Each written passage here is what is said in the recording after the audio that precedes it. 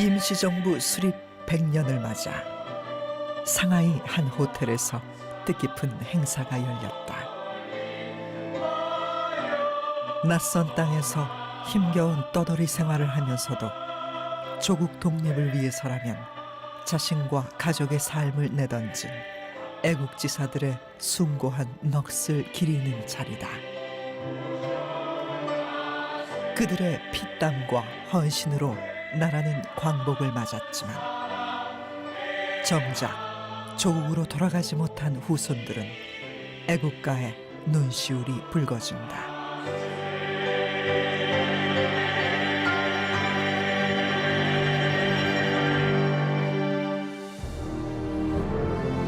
정부가 추산하는 일제강점기 독립운동을 한 애국지사는 15,000명. 이들이 한마음 한뜻으로 이루려 했던 건 오직 빼앗긴 조국의 주권을 되찾는 일이다. 독립운동의 세계라는 것이 무장투쟁이다 뿐만 아니라 거기에는 나라를 찾으려고 하는 외교활동도 있을 테고 또 여성단체들의 청년운동, 노동운동, 농민운동도 다 들어가 있는 거거든요. 누군가는 어디에서 무언가를 준비해야 하고 꽃을 피우고 열매를 맺으려면 씨를 뿌리고 키우는 사람이 있어야 해요. 일제 침탈의 소용돌이 속에 아시아 깊은 내륙 몽골까지 가서 독립운동 거점을 만들어 지킨 애국지사가 있었으니 몽골의 슈바이처로 칭송받았지만 의사라는 안정된 삶을 버리고 뜨거운 민족애로 항일 운동에 헌신하다 불꽃 같은 짧은 생을 마감한 비운의 독립운동가 대암 이태준.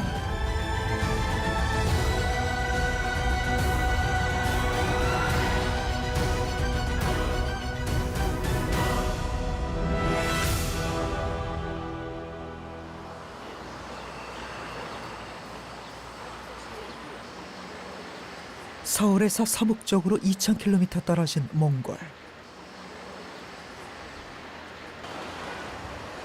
면적만 한반도의 8배에 달한다. 한때 외세의 지배를 받던 몽골에선 해마다 7월이면 독립을 기념한 나담 축제가 열린다. 말타기, 씨름, 활쏘기 등 유목민의 전통을 살린 행사가 전국에서 벌어진다.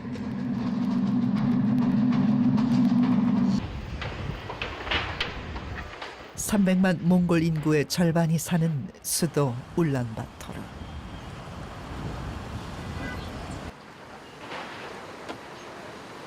울란바토르 가장 높은 곳에는 몽골의 2차 세계대전 승전을 기념해 만든 자이승 승전탑이 있다. 시내 전경이 한눈에 보이는 이곳엔 사람들의 발길이 끊이지 않는다.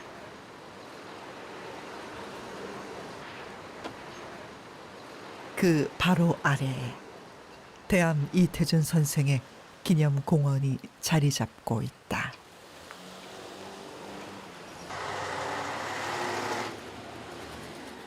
울란바타르에서 가장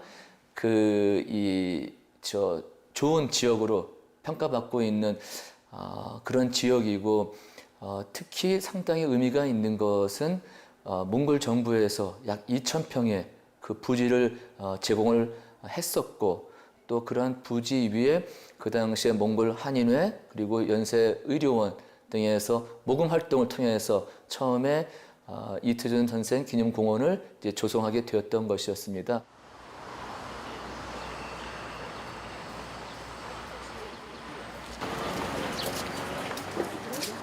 몽골을 여행하는 관광객들의 단골 코스인 이곳엔 하루 수백 명이 다녀간다. 미국이나 중국이나 러시아 쪽에 사실 많이 일자는가요? 선생의 초상화가 걸려있는 작은 기념관 안에는 정부로부터 받은 훈장을 비롯해 그를 기리는 물품들이 전시돼 있다. 그가 남긴 커다란 족적은 100년의 세월을 뛰어넘어 깊은 울림을 주고 있다. 지금 이렇게 문명이 발달됐음에도 불구하고 여기까지 오기가 힘든데 그때 당시에 그 시절에 이렇게 멀리 오셔가지고 이렇게 국기순양하시고 널리 여러 민족을 그러니까 전 세계를 위해서 애쓰신 분께 정말 존경스러운 마음을 표해요. 네. 이날은 국외 독립운동 사적지 탐방에 나선 학생과 선생의 인천 이씨 후손들이 대거 방문했다. 선생이 국가보훈처에 이달의 독립운동가로 선정되면서 마련된 행사. 가묘 앞에서 제를 올리고 헌화하며 100년 전 머나먼 땅 몽골에서 조국 독립을 위해 몸바친 선생의 넋을 추모했다. 지금 우리가 누리고 있는 자유, 평화, 또 번영, 풍요는 이태준 선생님을 비롯해서 우리 이 국가 유공자분들의 피와 땀과 눈물이 있었다. 그래서 정말 우리가 나라를 빼앗겼을 때 어떤 분들이 어떤 일을 했고 또 어떻게 해서 이렇게 나라를 되찾았는지 안에 독립운동하신 분들의 어떤 혼과 발자취를 이렇게 찾아보고 향이 없네. 세분을 해야 되니 향은 그의 후손들은 선생이 자랑스러우면서도 쫓기듯 남의 나라에 와 망국의 아픔을 외로이 견뎌냈을 생각에 가슴이 먹먹해진다.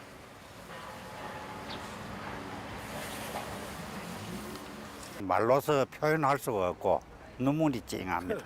할아버지가 기독교를 갖다가 종교를 가지고 계셨기 때문에 재물을 준비해야 되나 말아야 되나 이것도 제가 상당히 좀 걱정을 했습니다. 그러나 우리는 우리 방식대로 후손이니까 후손답게 그래 하려고 사진에 참. 그는 왜 100여 년 전 머나먼 몽골까지 가서 잠들어 있는 것일까?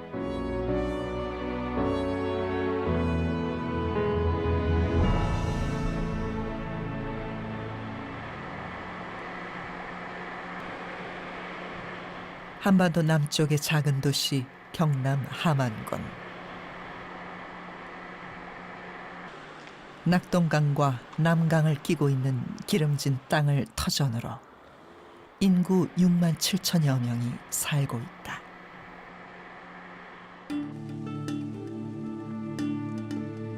이태준은 1883년 함안군 군북면 명관리 1149번지에서 빈농의 아들로 태어났다. 선생이 태어난 집은 저수지에 수몰된 상태다.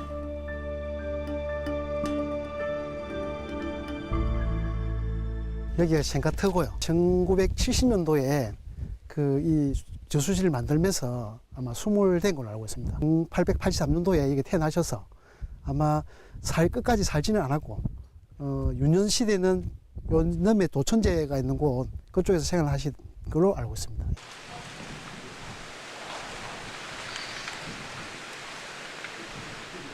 인천 이씨 후손인 선생은 어릴 적 가문의 제실인 도천제에서 한학을 배웠다. 그는 유교 전통 사상을 깨치면서도 마을 넘어 교회에 다니며 기독교와 서양 문물을 접하게 되었다. 그 즈음 나라는 일산흑약으로 일제의 반식민지로 전락했다. 자주 평화 같은 서양 사상에 눈뜬 청년 이태준은 원통하기 그지없었다. 그는 결혼 후 2딸을 얻었지만 이내 아내와 사별하고 시리의 나날을 보내던 중 홀로 경성으로 향한다. 1907년 그의 나이 24살. 세브란스 의학교에 입학한 것도 그 해였다.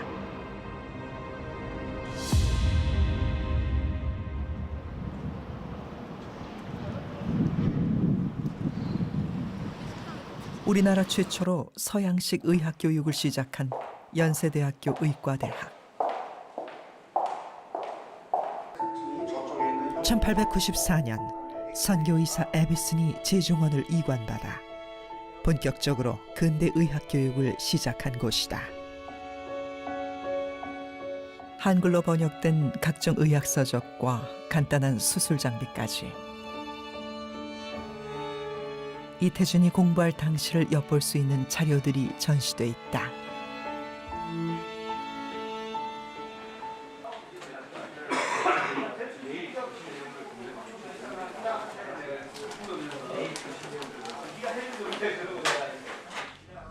누렇게 빛바랜 학적부엔 이태준의 입학과 졸업 기록이 선명하게 남아있다.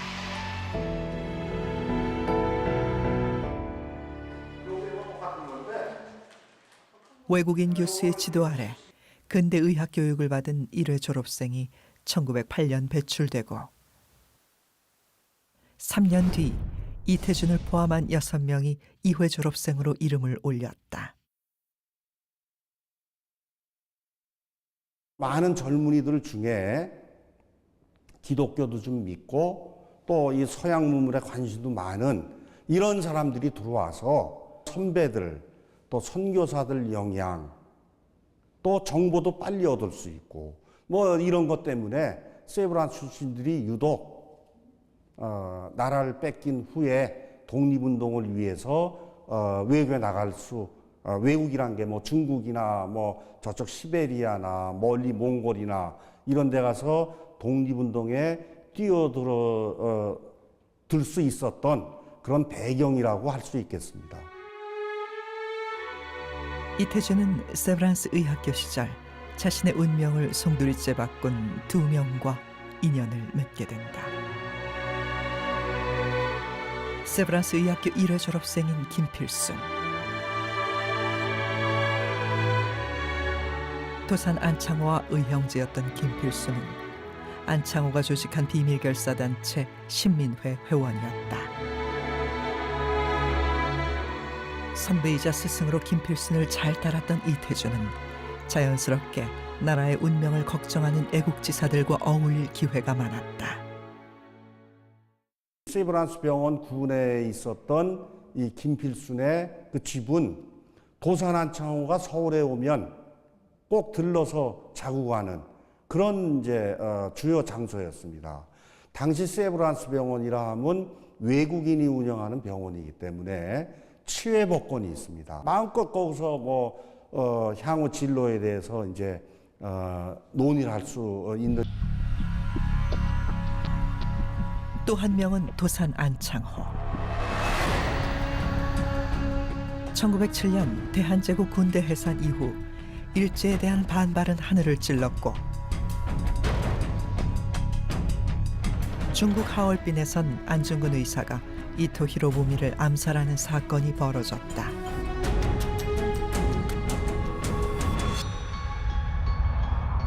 도산 안창호는 이 사건 배후 혐의로 체포됐다 이듬해 석방됐지만 일제의 모진 고문 후유증으로 세브란스 병원에 입원한 것이다. 안창호는 이때 자신을 치료하던 이태준에게 신민회의 자매단체인 청년하구회 가입을 권유한다.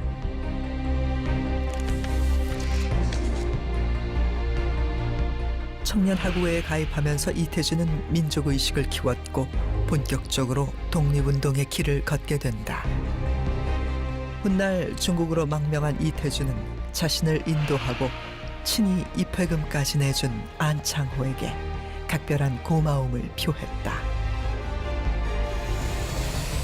나라가 쓰러져가는 이런 거에 대한 어떤 그 뭐라 그럴까요? 안타까움을 표명하는 걸 보고 친히 뭐 당시 1원인가 그랬답니다. 1원을 주면서 내주면서 지금 최남선이 청년하구회라는 단체를 조직해서 지금 이 나라를 위해서 지금 일을 하고 있으니 자네가 거기에 참여해서 힘을 보태면 어떤가? 그러면서 친히 입회비 1원을 내줬다고 합니다. 김필순과 이태준은 졸업 후 병원에 남아 일했지만 조국은 더 이상 주권 국가가 아니었다. 1910년 치욕적인 한일 합병 조약으로 대한제국은 일제의 식민지가 되었다. 지식인들의 반발이 전국 각지에서 일어났고 일제의 무자비한 탄압도 시작됐다.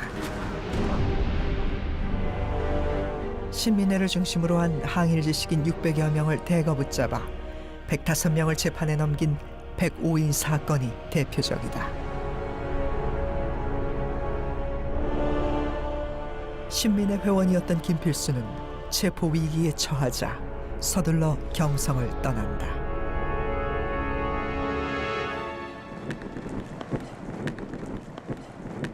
청년하고의 회원이면서 안창호를 치료했던 이태준도 반일 지식인을 잡아들이는 일제의 표적이 될 수밖에 없었다.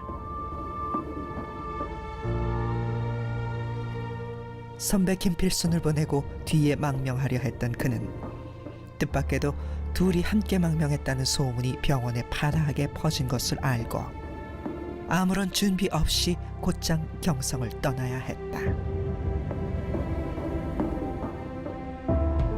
1911년 12월 마지막 날 차디찬 겨울바람 속에 선배 김필순을 배웅하고 돌아오니 같이 망명을 떠났다는 이야기가 병원에 파다하게 퍼져 있었다. 나도 급히 경성을 떠날 수밖에 없었다.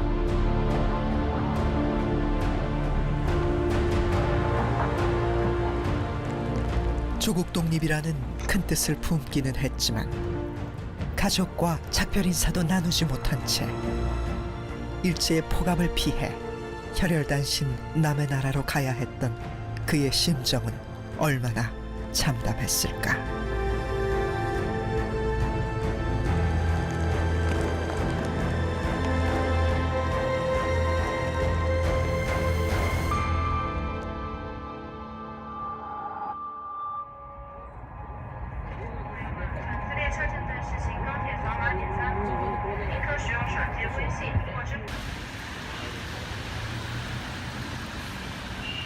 그렇게 망명길에 오른 이태준이 간 곳은 중국 남경.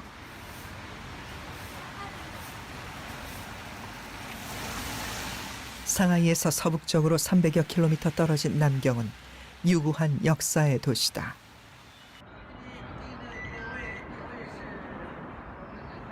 청나라의 절대군 주제를 무너뜨리고 중국 최초의 근대적 공화정을 수립한 신의 혁명의 중심지. 황제의 나라가 아닌 백성이 주인인 나라. 중화민국의 수도가 된 남경은 당시 한인 유학생이나 애국지사들에게 희망의 땅이었다.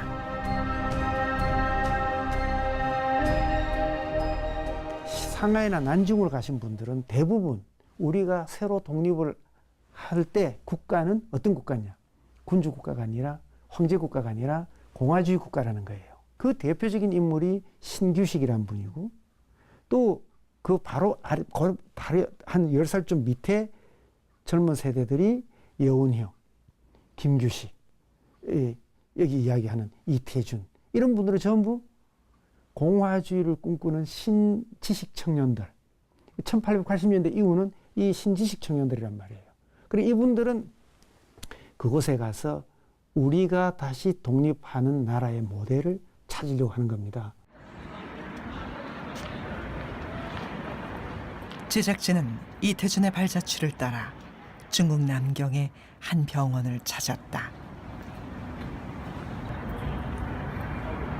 현대식 건물 옆에 100여 년 역사를 그대로 드러내는 작은 벽돌 건물이 눈에 띈다.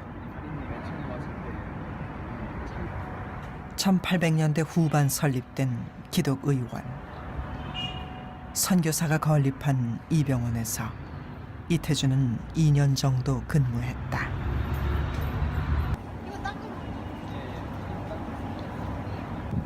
아는 사람 하나 없고 말도 통하지 않는 중국 땅에서 어렵게 자리는 잡았지만 떠나온 조국을 생각하면 가슴이 아려왔다.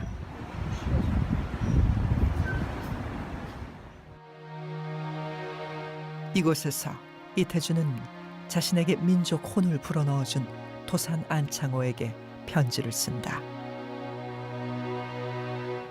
신의 혁명에 감명받아 남경으로 오게 된 경의와 근황을 전하며 빼앗긴 조국에 대한 안타까움을 절절히 표현했다.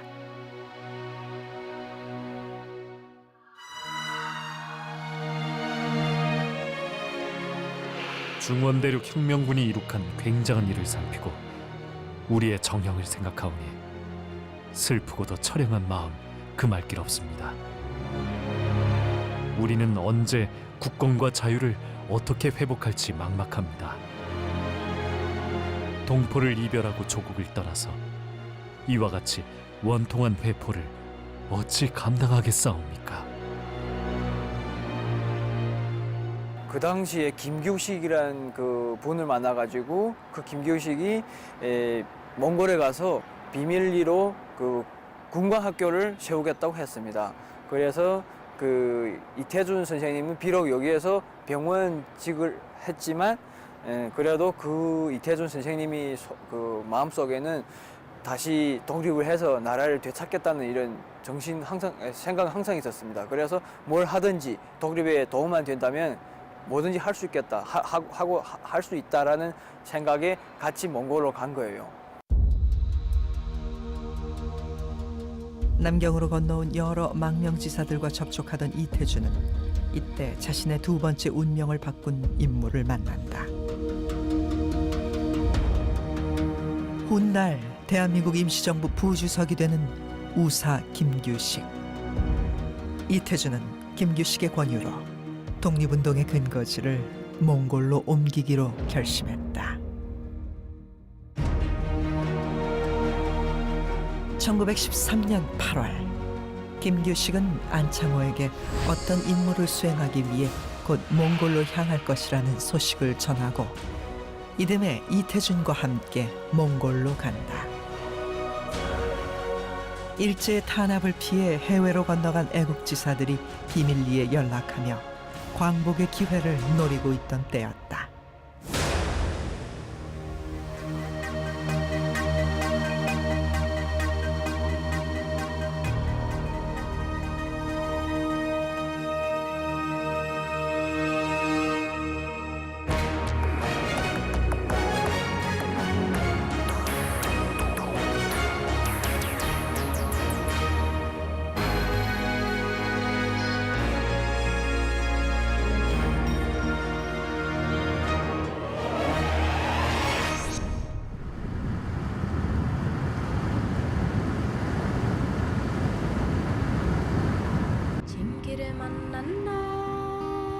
국경을 거쳐 도착한 몽골.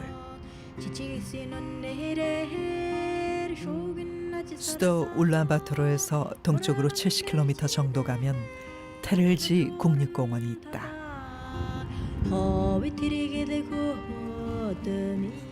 큰 나무가 우거진 숲과 기암괴석이 한데 어우러진 깊은 계곡. 전통가옥 게르와 한가로이 논이는 말을 벗삼아 광활한 초원이 그림처럼 펼쳐진 이곳은 지금은 몽골 최고 관광지 가운데 하나다.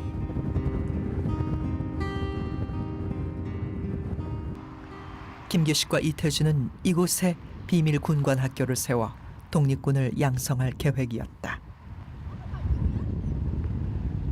김규식 선생하고 1914년에 갈 때는 몽골의 하나의 독립운동 기지를 만드는 근거지를 만든다고 하는 거거든요. 요즘은 그 내륙에 깊숙이 있는 몽골이 위치하고 있었기 때문에 일본의 힘이 미치지 않는 그 지역이란 말이에요, 거기가. 이제 그런 구상으로 갔던 건데 이제 그 계획이 제대로 이제 되지는 않았죠. 그 무렵 몽골에선 전염병이 무섭게 돌았다. биднийг одоо оюутан байх үед за Монголын эрүүл мэндийн систем ямар байсан талаар бол бид нэр зааж сургаж ирсэн. Бид тэр зааж сургаж ирсэн түүхээ сонсох юм бол Монгол улс 1920-од оны үед 500-аас 600 мянган хүн амтай тэр хүн амын одоо дийлэнх нь нэлээд одоо өвчлөлтөй ялангуяа халдварт өвчлөлтөй зарим гадны судлаачид бол Монгол улс одоо ийм өвчлөлийн байдалтай явах юм бол удахгүй устдаж одоо байхгүй болж магадгүй гэдэг тийм тайлбарыг хүртэл хэлжсэн тийм орн байсан. 의술을 배운 의사로서 이를 차마 외면할 수 없었던 이태주는 울란바토르에 병원을 세웠다. 동의의국, 조선의 독립을 위해 뜻을 같이 하는 사람들의 병원이란 의미였다. 비록 국내에서 자금이 들어오지 않아 비밀 군관 학교는 세우지 못했지만 그의 삶의 나침반은 오직 조국 독립을 향해 있었던 것이다.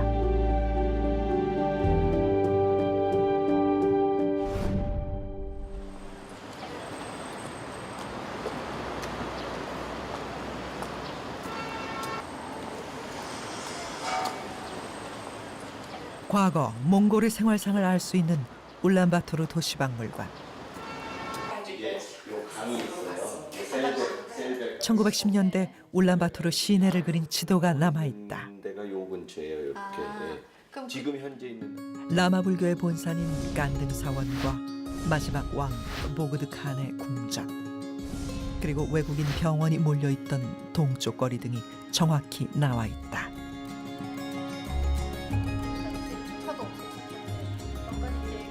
몽골인들은 이 동쪽 거리에 이태준의 동의의국도 있었을 것으로 추정한다.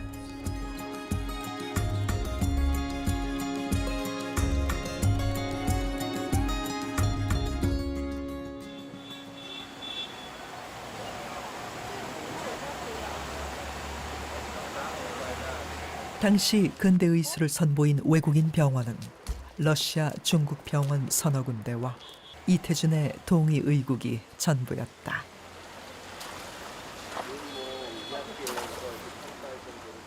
지금도 남아있는 동쪽 거리 러시아 병원 근처에 동의의국도 자리 있을 거라는 추측이 가능하다.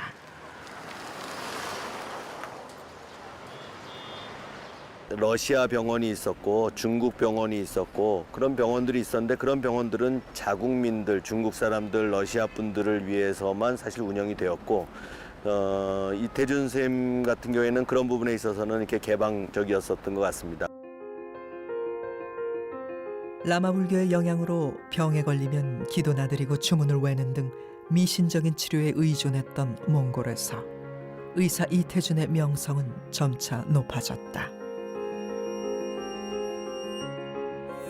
사선을 넘나드는 그들을 구해준 그를 몽골인들은 신인, 하늘에서 내려온 열의 불이라 칭송했다.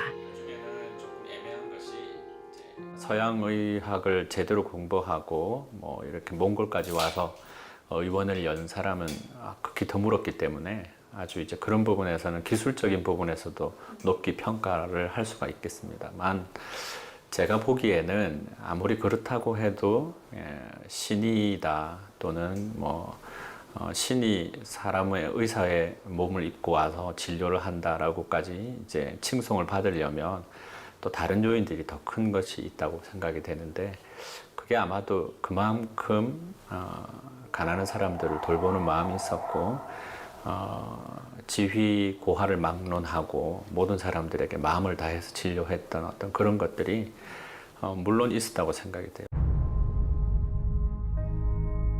몽골 정부의 두터운 신임을 얻게 된 이태준은 몽골의 마지막 왕인 보그드 칸의 주치의까지 오르게 된다.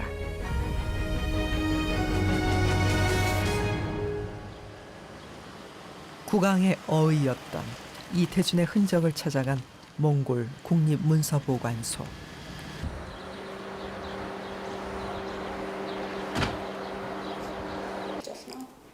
보그드 칸은 국가에 큰 공을 세운 사람들에게 최고 훈장 에르데니 인 오치르를 수여했는데 그 기준과 누가 받았는지를 기록으로 남겨놓았다. 이태준은 귀중한 금강석이라는 뜻의 에르데니 인 오치르를 받은 유일한 한국 사람이었다. 1913 онд Богдхааны зарилгаар Эрдэнэ очир одонг бий болгоод түүнийг хэрхэн Эрдэнэ очир одонгоор ямар хүмүүсийг хэрхэн яаж чагнах тухай дүрм хэмжээ тогтоосон. Тэрхүү дүрм нь л энэ багхгүй юу.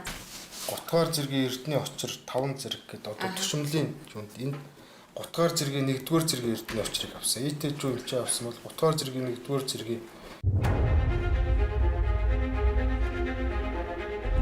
이 소식은 상하이에 있는 대한민국 임시정부에도 전해져 독립신문에 실리기도 한다.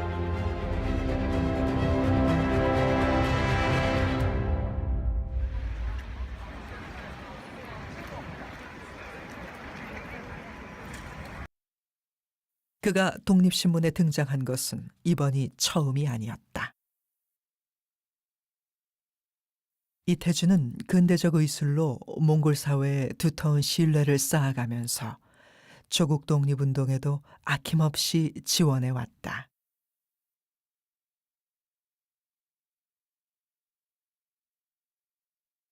(1919년 9월 23일자) 독립신문. 이태준이 대한민국 임시정부에 은을 기부한 것에 대한 감사의 뜻이 담겨 있다. 이태준은 그해 자주독립의 정당성을 알리기 위해 파리 강화회의에 파견되는 임시정부 대표 김규식에게 거금 2,000원을 지원한다. 그 당시 1원을 오늘날 화폐로 환산해 보면 대략 14만 원이 됩니다. 1원이. 그렇다고 한다면 2,000원은 약 2억 8천만 원이 됩니다. 따라서 이태준 선생이 재정적으로 항일운동단체라든지 상해 임전에 후원한 것은 마치 가뭄의 담비와 같은 뿐만 아니라 중국과 러시아를 오가는 애국지사들에게 숙식과 교통을 제공하며 임시정부의 든든한 지원군이 된다. 이태준의 동의 의국은 당시 중국 국경 장가구에 개업한 의사 김현국의 십전 의원과 함께 해외 독립운동을 잇는 거점 역할을 톡톡히 했다. 그 거점을 통해서 독립운동가들이 오가는 교통로도 되고 문서도 오가고 자금도 오가고 이태준이라는 사람이 그 루트 중에 뻥 뚫려 있는 공간 몽골 그것을 책임지려고 간 사람이란 말이에요. 그런데 21년에 피살되어 버렸기 때문에 그 공간이 너무나도 우리들에게는 큰 충격이고 손실이 큰 것이죠. 이는 제작진이 확보한 그동안 알려지지 않은 새로운 편지를 통해서도 명확히 확인된다. 항일 독립운동의 오랜 동지 김규식에게 보내는 편지 내용이다. 이태준은 소비에트 정부로 가는 임시정부 특사이자 한인 사회당 간부 한영권을 영접하고 여비를 빌려줬다고 자세히 언급했다.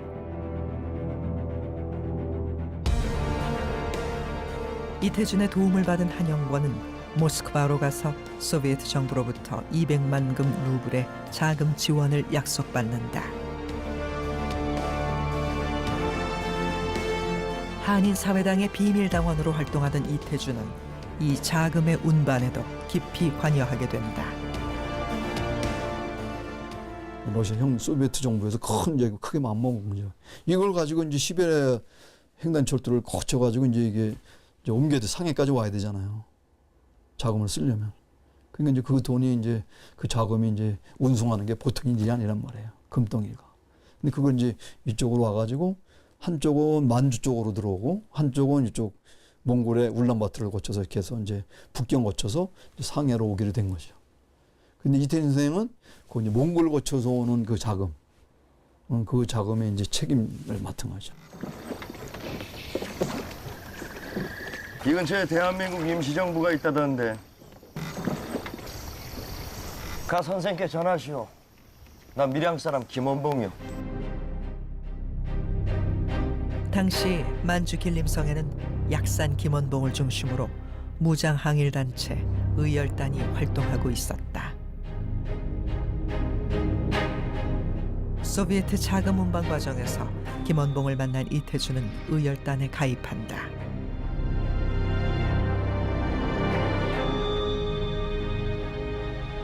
질이 좋지 않은 폭탄 불발로 아까운 생명을 잃는 일이 찾아 우수한 폭탄 제조자를 절실히 원하고 있던 김원봉에게 이태준은 헝가리 포로 출신인 자신의 운전수 마자르를 소개한다.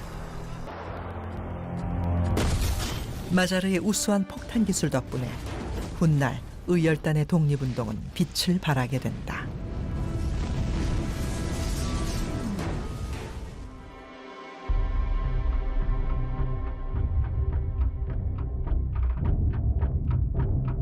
(1920년) 가을, 울란바토르는 무척 혼란스러웠다. 중국 군대가 점령하고 있던 울란바토르에 러시아 반혁명파인 운게른 부대가 침입한 것이다. 소비에트 자금 운반 책임을 맡은 이태준은 활동에 제약을 받을 수밖에 없었다. 미친 남작이라는 별명을 가진 운게른은 잔인하기로 악명 높았고 울란바토르 점령 이후 대대적인 약탈과 살육을 자행했다. 이 과정에서 이태준도 비극적인 최후를 맞는다. 자신이 운반해야 할 자금 4만 금 루블을 싣고 마자르와 함께 울란바토르를 떠나던 날, 국경 근처에서 붙잡힌 이태준은 그의 집에 감금된 후 무참히 살해된다. 러시아 혁명파, 즉 소비에트 정부와 긴밀히 연관됐다는 혐의다. 선생의 초구는 그를 신문했던 운게른 부대 마키예프 대위의 회상록에 생생히 묘사돼 있다. 그의 나이 불과 38살. 독립운동 자금 운반을 위해 목숨을 건 위험도 마다하지 않은 것이다. 4만 루블은 이제 이태준 선생이 이제 나중에 가져가기로 했던 건데, 이제 그 과정에서 이제 그 백위파가 들어와 가지고 그 돈도 행방불명이 된 거고, 러시아 볼셰비키들하고 소위 당시 과격파라고 불렸는데, 이 과격파들하고의 어떤 그런 연계, 관련성, 이거를 이제 의심을 받아서 이제 학살이 되는 거거든요. 그의 죽음에 관해선 아직 풀리지 않는 점들이 많다. 하지만 앞서 선생이 죽기 9개월 전에 김규식에게 보낸 편지를 보면 그가 러시아 혁명 세력과 일정 정도 협력을 모색했을 가능성도 없지 않다. 그의 죽음은 애국지사들 사이에 널리 알려졌다. 몽양 여운형은 1921년 가을 러시아로 가던 도중 울란바토르에 머물렀을 때 안타깝게 목숨을 잃은 이태준의 무덤을 찾아 애도했다.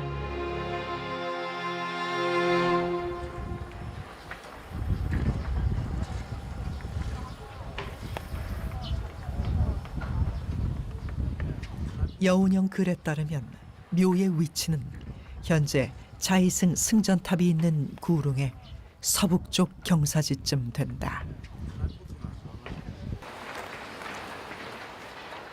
이태준을 존경에 맞지 않던 몽골인들이 그의 시신을 수습해 묘지를 단장해 놓은 것으로 추정되지만 지금은 흔적을 찾을 수 없다.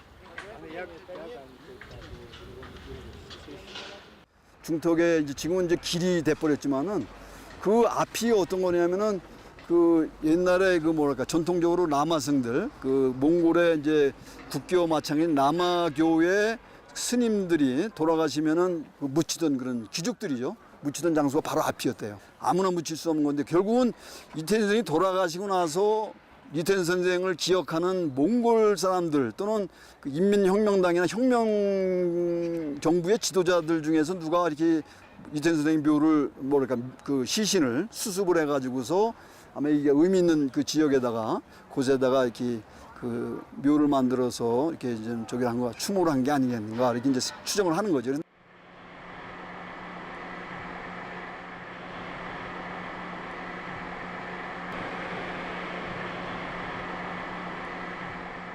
이태준 선생의 후손이 살고 있는 경남 밀양을 찾았다. 안녕하세요. 반갑습니다. 네. 수고하십시오. 자, 들어가시죠. 우리 부산 살았거든요. 부산에 국가보훈처에서 받은 이달의 독립운동가 기념패가 제작진을 맞이했다. 모르겠어요 지금. 아 그래요? 왜냐면 그 당시에 하지만 후손들은 선생의 존재를 안 지 그리 오래되지 않았다. 우리 진해 형님 모시고 집안에서도 쉬쉬해온 안타까운 시절이 있었기 때문이다. 기념관이 왕궁되면 거기서 찾아가. 부모님을 그리워가지고 명절 때나 제사 날짜는 모르고 아버님마저 돌아가신 줄 알고 있으니까 실제로 살아 계셨는데 아버님만 돌아가신 줄 알고 명절 때마다 부뚜막에다가 음식을 차려 올리고 그게 되게 불쌍한 것 같아요. 한국에서 간 사람은 몽골로 간 사람 아니까 내가 물어보니까 고향인 하만에서 선생의 기념사업회가 활동한 것도 10년 남짓밖에 되지 않았다. 몽골의 청담동이라더라고요. 이분이 원래 군부 그 맹가인 출신인데 이분이 경북 상주로 본조를 옮기었어요. 본조를 옮긴 이유가 물론 가족들의 안전이나 주위 사람들의 안전을 위해서도 막 그런 게 있었습니다. 직계 자손도 참 귀하지요. 없죠. 해나는 게 잘 몰라서 있었는데 연세대학교 측에서 몽골의 기념공원을 계속 관리하다 보니까 고향 땅에는 뭐 하나 일돼 갖고 상주에다가 그걸 물었습니다. 상주에서 답변이 가기로 우리 군에는 그런 분이 없다. 없으니까 우리 사람 잘못 알은 것도 일돼서 연세대학교에서 학적부를 보니까 본적이 함안군 군북면 맹간이다 일돼. 그래서 알게 되었습니다.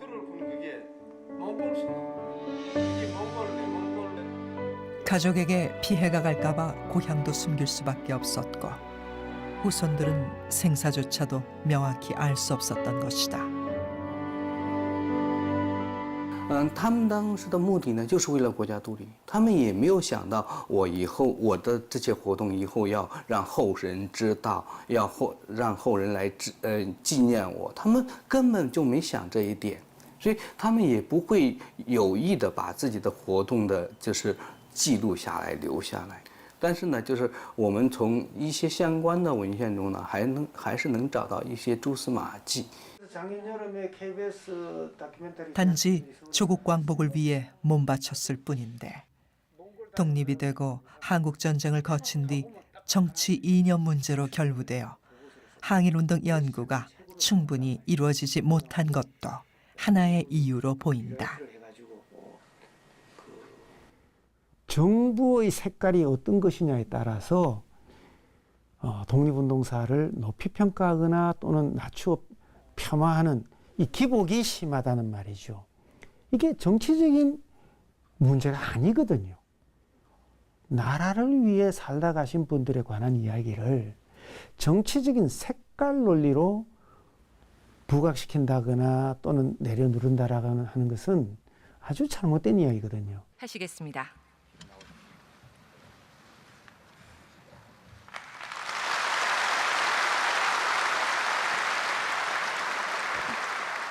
광복은 항일여병에서 광복군까지 애국 선열들의 희생과 헌신이 흘린 피의 대가였습니다. 직업도 성별도 나이의 구분도 없었습니다. 의열단원이며 몽골의 전염병을 근절시킨 의사 이태준 선생, 저는 국민 여러분, 문재인 대통령의 8.15 경축사 이후 선생을 재조명하는 움직임이 조금씩 생겨나는 건 그나마 다행스러운 일이다.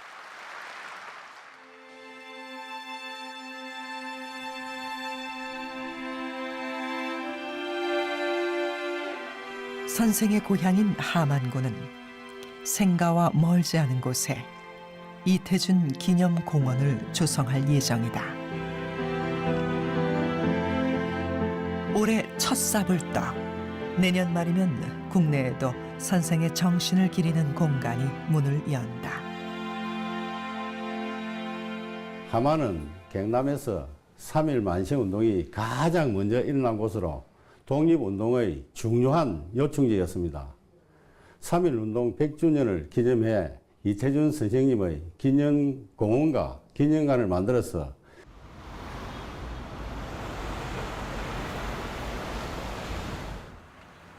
가장 먼저 선생의 존재를 발굴해낸 연세대학교는 대암 이태준을 학교를 빛낸 올해의 인물로 선정한 데 이어 자체 제작한 흉판을 최근 함안군에 기증하며 선양 사업에 힘을 보태고 있다. 이태준 열사가 그 몽고 국왕 이태준 선생님이야말로 독립운동뿐만 아니고 국제적인 친선, 평화 이런 걸 주장하셨던 분이기 때문에 당연히 그분의 정신을 기리는 것이 중요할 것으로 생각합니다. 함안에 태어나셨으니까 함안에서도 역시 같이 보조를 맞춰 주시면 이태준 열사님을 우리가 기념하는데 아주 좋은 계기가 될 것 같습니다. 중국, 몽골, 러시아 근대사를 관통하며 넓은 지역에서 비밀 항일운동에 큰 공적을 남겼지만 선생에 대한 연구는 여전히 걸음마 단계다. 여기에 100년이라는 시간과 함께 그의 자취는 점차 사라져 가고 있다.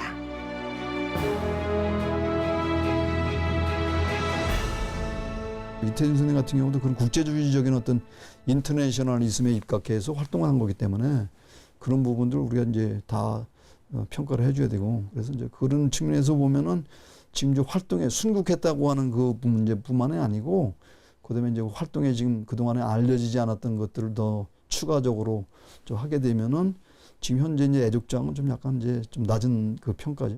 직업 얻으려고, 자리 하나 얻으려고, 돈 벌려고 독립운동한 거 아니잖아요. 오로지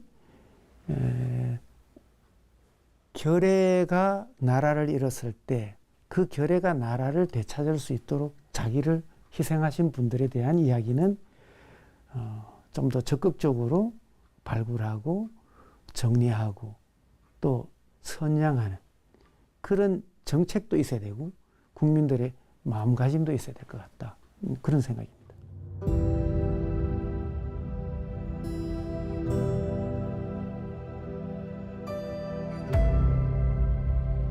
빼앗긴 조국을 되찾기 위해 먼 이국 땅으로 가 젊은 나이에 세상을 떠난 이태준.